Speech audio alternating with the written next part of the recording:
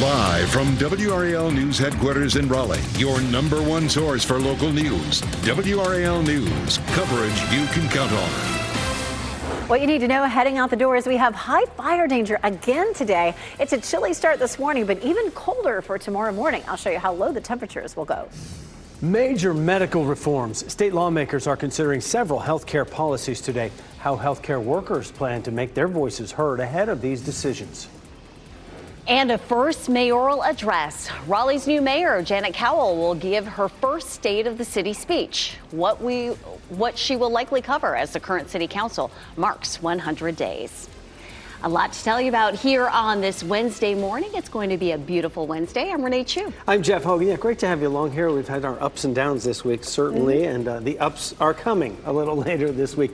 We're on the way down temperature-wise right now. Elizabeth Gardner in the WRAL Severe Weather Center. Chilly out there this morning. Yeah, earlier this week we had a series of fronts. You know, we had some rain on Monday and then, of course, last night as well. And then, behind this, we're going to be cooler for the next couple of days. This is, of course, look at downtown Raleigh from our Jimmy V camera. All's quiet. Even though we had a little light rain, there's really nothing left on the roads. It's nice and dry out there. 42 is our temperature. Currently, our winds are calm, but we will see breezy conditions this afternoon. So we do have high fire danger. We'll talk more about that in a bit. 36 Roxborough, 39 in South Hill, 49 now in Fayetteville, still holding on to 51 in Clinton, but chilly air is filtering in with a northwest flow today, so that keeps our temperatures about 10 degrees cooler than yesterday for the afternoon highs. We do have the high fire danger again today. We'll probably see that again tomorrow. Temperatures cooler in the mid 60s. Coming up, we're going to talk more about what our severe weather threat could be for parts of the weekend. Chris? And Elizabeth, happening now in the WRAL Traffic Center. You can see the backup starting on I-95 northbound. This is in Nash County near exit 141. Overnight, thousands of pounds of beverages spilled from a tractor trailer that had flipped over. The ramp in the right lane closed, so there is one lane open, but you do see the delays that this is causing. Should reopen by 7:30, according to NCDOT. We'll let you know if that changes. No major delays heading into the capital city, just a 1-minute delay on Capitol Boulevard coming in from Wake Forest. We'll let you know if that changes on the go on 101.5 HD3 on the radio. Chris, thanks. Today, nurses from across the state will gather at the Legislative Building in downtown Raleigh, where you're looking live. They are pushing for changes to health care legislation. WRAL's Kelsey Coffey is live at Halifax Mall. Kelsey, lawmakers are considering several health care reform bills. Yes, Renee, a dozen health care bills will be presented in the Senate today, and we're expecting to see hundreds of nurses here at Halifax Mall later today rallying about some of that legislation.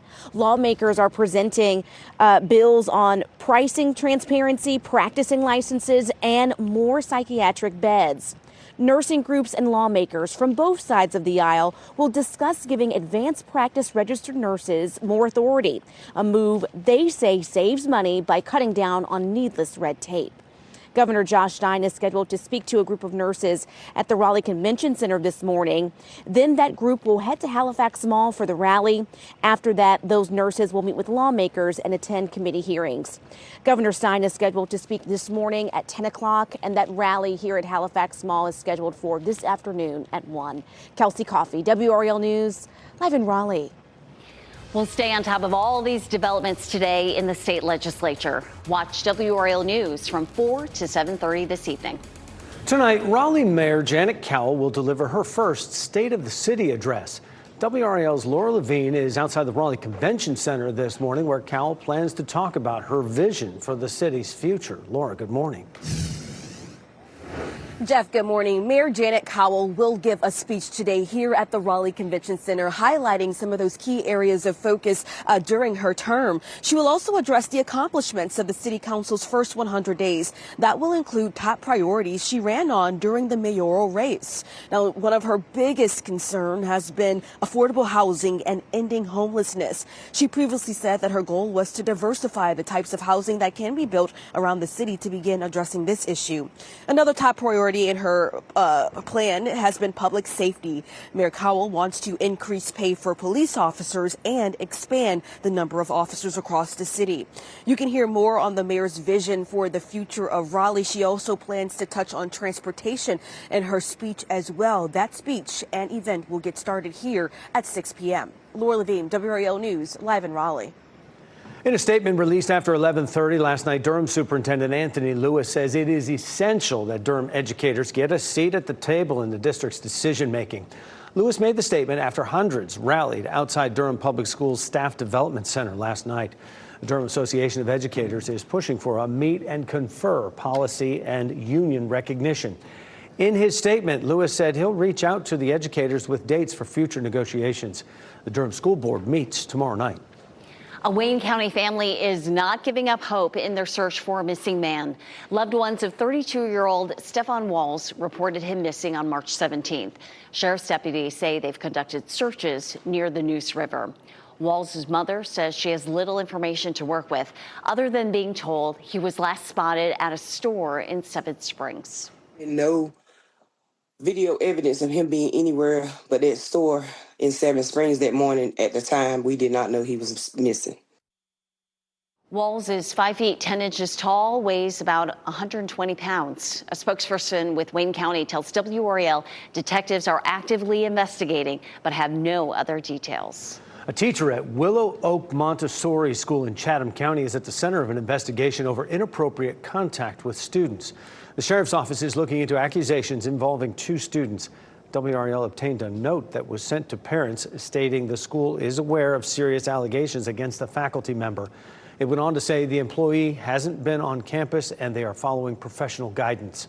No charges have been filed yet. Meantime, Wake County schools leaders are working toward consistency as they try to regulate phone usage in classrooms. A new district-wide policy would require students to turn their phones off, put them on silent, or have them on airplane mode. Nearly all schools already have some type of cell phone policy, but more than 80% of parents and educators still think cell phones are a problem in school. Students, families, and educators all say enforcement is inconsistent. That the policies and the procedures are not drastically different, and we were having some issue with that, and we're trying to make things more uniform across 200 schools. School board members can discuss and make changes to the policy over the next month, and a final vote is expected in May. A doctor from our area is working in Gaza as tensions escalate in the Israel-Hamas war. Dr. Mark Perlmutter shared this video with us after an Israeli airstrike hit the hospital where he was working in southern Gaza over the weekend. This is his second trip volunteering his services in Gaza, where more than 50,000 Palestinians have now been killed since the start of the war. Dr. Perlmutter has worked in disaster zones around the world for decades. He says this is the worst he's ever seen. I've seen misery and I've seen death, but none of it comes close combined to what I've seen in Gaza the first week last year or the night of the bombing this year. Dr. Perlmutter tells us he plans to return in about 6 months. A memorial service for former NFL player and Triangle native Matt Stevens will be held Friday at St. Thomas More Catholic Church in Chapel Hill. According to his obituary, Stevens died last Thursday. His cause of death has not been released. The 51-year-old played in Buffalo, Washington, and most notably won a Super Bowl with the New England Patriots in 2001. Before his time in the NFL, Stevens played at Appalachian State, where he was a 2-time All-American and Hall of Famer. He leaves behind a son and daughter. Covering Wake County, a new clinic will give free dental work to uninsured children. The no-cost clinic will be part of the Wake County Western Health and Human Services Center in Cary.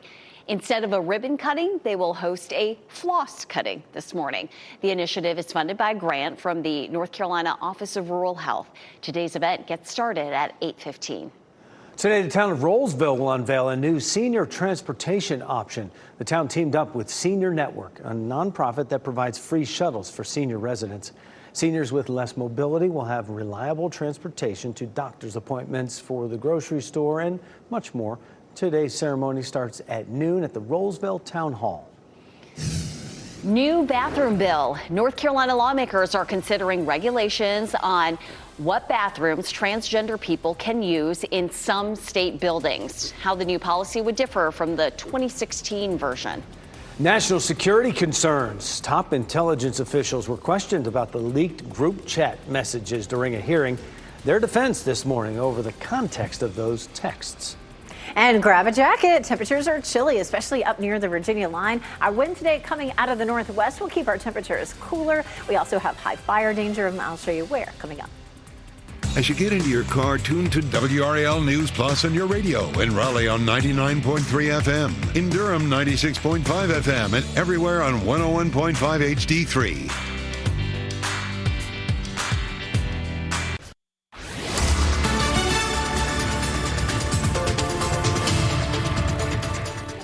6:12, and we're taking a look at temperatures heading out the door. It is chilly, especially at our northern counties. Temperatures are in the 30s right now. We do have wind coming out of the northwest after last night's quick little system that came through. So you'll notice a drop in our temperature this morning and again for this afternoon. Temperatures by 6 o'clock in the mid 40s around the triangle if you're walking the dogs. 7 o'clock 48 and 50 degrees by 8 a.m. Yesterday we made it to 74 officially. Will likely be more like mid 60s for today and tomorrow. It'll be a little breezy this afternoon, so we do have high fire danger. And today and tomorrow, we'll both see temperatures actually pretty close to normal, but cooler than yesterday.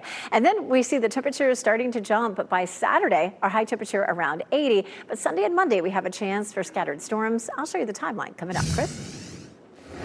And Elizabeth, this morning in the WRAL traffic center, keeping an eye on this crash that now is causing backups. I-95 northbound in Nash County, where the right lane and the exit ramp are closed. Reportedly, thousands of pounds of beverages have been spilled from a tractor trailer crash there. So far, no major backups coming into the capital city. That's I-87 coming in from Knightdale and from Zebulon. Jeff, that's kind of the good part about being awake this early, is that we don't have any major delays on the major routes. Yeah, that is a big mess, though. It's still getting cleaned up. Thanks, Chris. A bill regulating which bathrooms transgender people can use in some state buildings is making its way through the state legislature. North Carolina's last bathroom bill led to boycotts. That was in 2016. The new bill falls in line with language used by the Trump White House. This bill would involve bathrooms at prisons, domestic violence centers, and public schools like NC State. It has many people wondering how far the impact would be felt. We asked former Governor Pat McCrory about this, and the 2016 bathroom bill is widely believed to have cost him his re-election bid. Public sentiment has changed drastically on this issue, especially with regards to privacy for women and girls in locker rooms. Of this new bill are not as sweeping as what was in the 2016 bill. It would not apply to businesses or many government buildings. The University of Pennsylvania says the Trump administration has halted $175 million in research funding. University President J. Larry Jameson says the funding cut is tied to Trump's Keeping Men Out of Women's Sports executive order. In 2022, transgender swimmer Leah Thomas won the NCAA individual title for the school. Jameson says his school was complying with NCAA policies as they existed at the time. He added UPenn now complies with the policies as they are today. House Democrats are pushing back on the detention of Mahmoud Khalil. He is the Columbia University graduate student who was arrested for his role in leading pro-Palestinian protests on campus. The Trump administration says he could face deportation. Congressional leaders spoke out against Khalil's detention at a rally. The administration targeting people for detention based on their political views should send a chill down the spine of every single American. Khalil is a permanent resident with a green card who is married to an American citizen. The State Department has also revoked the student visa of Cornell graduate Mamadou Tall for his role in a pro-Palestinian protest. Tall appeared in court yesterday as the Justice Department works to remove him from the United States. This morning, reactions to the accidental addition of a reporter to a war planning group chat between top security officials. President Donald Trump is defending his defense leaders, saying they should not apologize. The Atlantic's Jeffrey Goldberg says Director of National Intelligence Tulsi Gabbard and CIA Director John Ratcliffe were part of the group chat. And those two were grilled on the issue yesterday during a pre-scheduled hearing about global threats. To be clear, in a signal message group were entirely permissible and lawful and did not include classified information. There was no classified material that was shared in that. So then if there was no classified material, share it with the committee. You can't have it both ways. These are important jobs. This is our national security. Goldberg says he may go public with more of the texts. He says information that would be considered classified include attack, timing, weapons, and targets, all among the messages. I bet you remember this. Today marks 1 year since the Francis Scott Key Bridge collapsed in Baltimore. Investigators are still working to determine who was responsible for the crash that led to the collapse and the deaths of 6 construction workers who were on that bridge when it happened. An NTSB report found a container ship lost power after leaving the port of Baltimore. It crashed into a support beam of the bridge, causing that collapse. No crew members on the ship have been charged. Transportation safety officials recently found 68 bridges in 19 states that should be assessed to see if they are at risk of collapse. If you don't like it too warm in the afternoons, well, today's your day, as we'll stay in the 60s.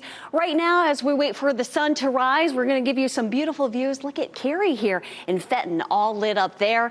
And then all around town, our temperatures are in the 40s, some maybe even dropping down to the upper 30s. Elizabeth Gardner is tracking all that for us, and it's going to be a wonderful Wednesday, Elizabeth. It is a little cooler than yesterday. We had a little system that rolled through overnight last night, and behind that, we have our wind coming out of the northwest, so it'll feel a little cooler this morning and for this afternoon. Fayetteville, Raleigh, Apex, Chapel Hill, all clear this morning. Chapel Hill's courtesy of Top of the Hill Restaurant. Our next big weather maker comes in over the weekend. It shouldn't ruin your entire weekend, but we are looking at the potential for some thunderstorms to develop on Sunday afternoon and evening. Saturday will be warm, 80 degrees. You might notice even a little bit of humidity, and that will set us up for enough moisture for some of those thunderstorms on Sunday and Monday. Scattered storms ahead of the front on Sunday, and then when the front comes through Monday, we'll have an even better chance for storms. That's when we could have some severe weather, possibly a level 2 risk. Right now, things are pretty quiet. A cold front moved by overnight last night. Behind it, our wind is out of the northwest, so it just feels a little cool this morning.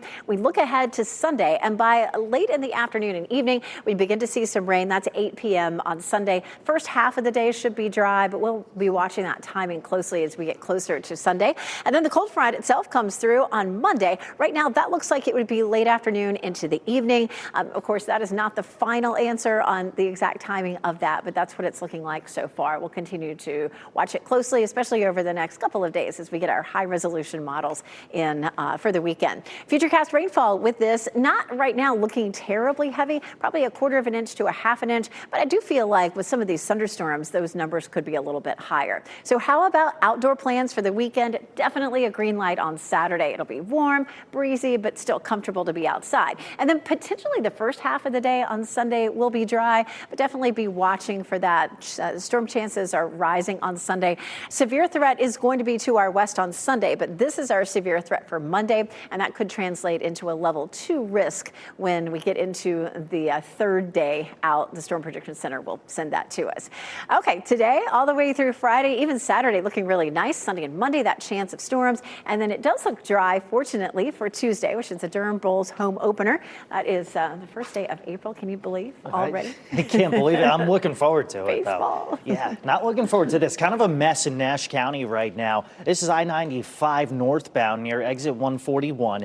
After midnight, it was reported that there were thousands of pounds of beverages spilled from a tractor-trailer crash. The ramp in the right lane closed, and there you see the red there indicating some of the slowdowns that we're seeing. Should reopen by 7:30 or so. I'll let you know if that changes. Meanwhile, if you're flying out and about, things are looking pretty good at RDU and a lot of our major hubs across the country. If you're getting out on the road or maybe taking a flight out, we got you covered on the radio on 101.5 HD3. A massive jackpot win, the largest game show win in American TV history, was aired last night. More than $5 million in that prize winner of Deal or No Deal Island. And the Hall of Fame, the artists being awarded for their contributions to country music. Ahead in what's trending. Also ahead on today, Al Roker, deep fake advertisement. Not me, but to the casual viewer, Al Roker's touting this hypertension cure. Yeah, a warning to consumers about fake AI celebrity endorsements. And here's a look at your winning lottery numbers. We'll be right back.